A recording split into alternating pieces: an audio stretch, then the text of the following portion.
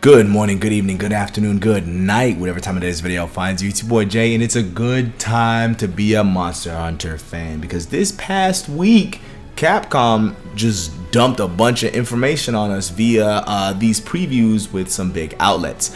And one of the things that we knew the least about that I'm really excited for got some information, and that is the revamped, retooled skill system. Well, it's the same skill system from, World onward, right? They didn't bring the points back, they didn't bring negative skills back, but it seems like they're separating some skills from the others by putting some on the weapons and having some armor skills only be on armors, and there may be a possibility for maybe we wear two charms at the same time, but only one works for one weapon, right? And I really want to dive into it and take a look at some footage that we got from the recent info dump and really start speculating and having a conversation about how are you guys feeling about some of the changes that we may be having, right? I'm super excited to dive in.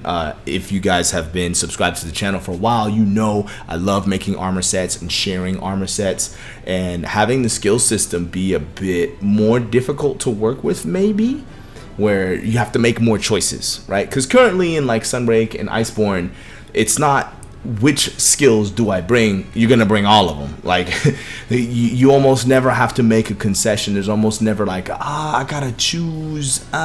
Even more so in Sunbreak's case with the curious crafting mechanic, you just kept rolling until you got what you wanted, and then you could just bring all the skills you wanted every single time, and you would even have skills that were just there just to be there, just leftovers. Just, yeah, I got this skill because I didn't really look for it, but it came with the armor piece that I had, and I had the slots for it, and it was just skills in abundance. You could bring pages and pages and pages and pages of skills, right?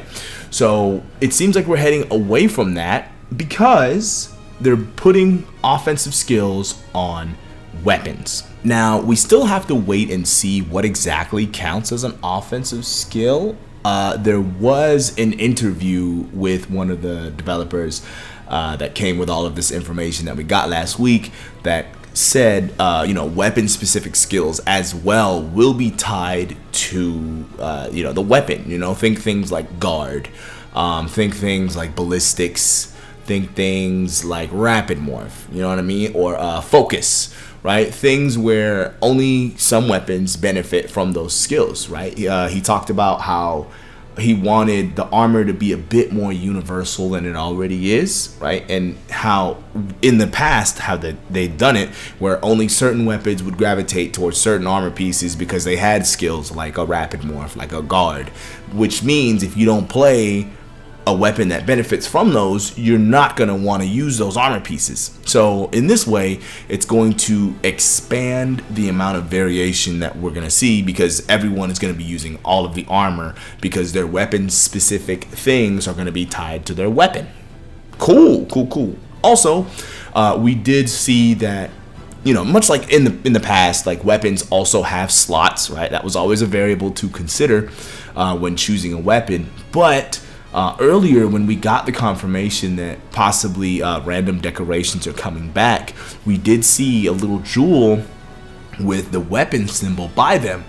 So I'm wondering if that means, yes, that's going to be an offensive skill in that decoration, which is given out at random from what we know. And only those could be put on weapons, right? Like you can't just, gem in,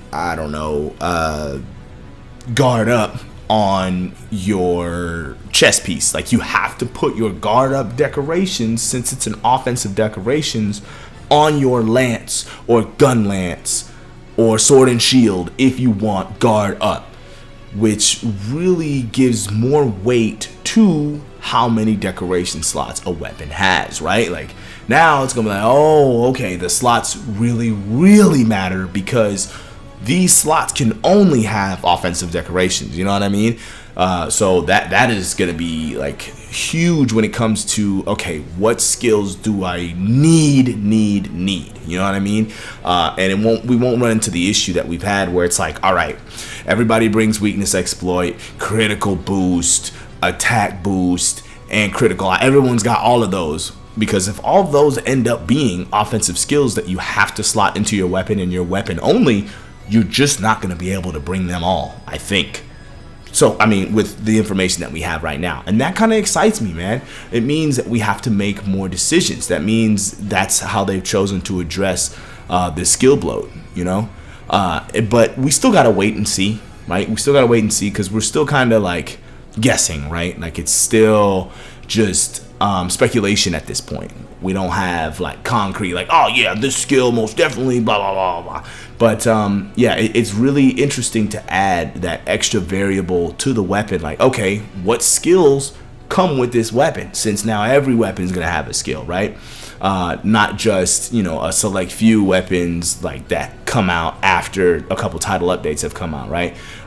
Think things like flaming espionage weapons with their like secret poison ability, you know what I mean? That could be a weapon skill now, right? Makes me even more excited for the possibilities of title updates. Like, what kind of skills are these monsters gonna have? It's gonna be a blast to interact with this new armor system, because now the answer isn't just duh, bring everything you need. It's gonna be a bit more thoughtful, because you can't bring everything you need, because you can only put offensive skills on your weapon, and your armor is only going to have things like evade window, maybe evade extender, you know, of course, defense up, maybe elemental resist for your specific element that you want.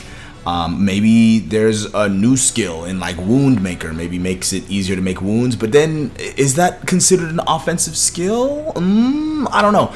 But with the two weapon system, it does make sense why they would try to make armor a bit more universal, since they have to account for two weapons at all times. And also, I saw a screenshot where I think we're going to be able to wear two charms at the same time as well.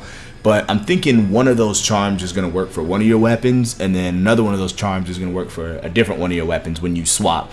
And that begs the question, okay, offensive skills on charms too or not? You know what I mean? So I'm just really excited to dive in and see how much more difficult it's going to be to carry all the skills like we used to in Sunbreak, right? And ideally, I do want it to be more difficult, right? I did make that video where it's like, hey, should negative skills come back? Because like skill bloat, blah blah blah. But this whole like, all right, we're gonna make the weapons a bigger part of the skill system and make them have, you know, exclusive skills and slots to really, you know, maybe bring the power of the hunters down just a little bit.